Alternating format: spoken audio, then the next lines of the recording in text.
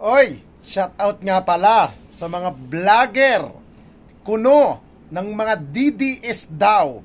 Lalong-lalo na itong pukin ng ina na mga nagpapakalat ng fake news laban sa kasalukuyan liderato ng House of Representatives.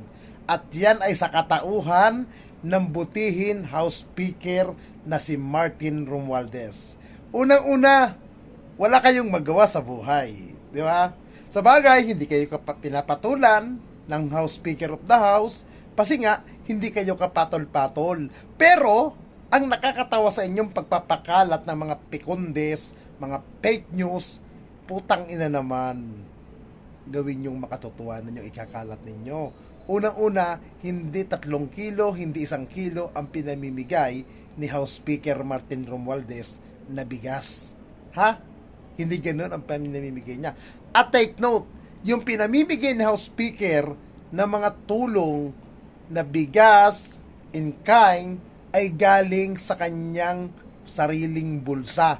Hindi galing sa pondo ng gobyerno. Ha?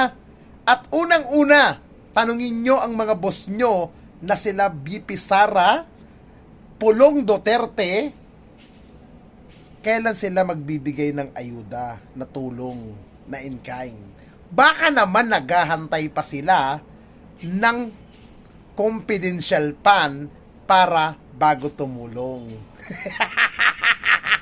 Sa bagay, kayo nga hindi nyo nga maipaliwanag kung saan napunta yung 51 billion na pondo ni Congressman Pulong Duterte. Hirap nga kayong i-rebat yun Hirap nga kayo na i-explain kung saan nadala. Tapos ngayon gagawa-gawa kayo ng fake news. Utang ina ninyo. Lumuntog-tugi na yan.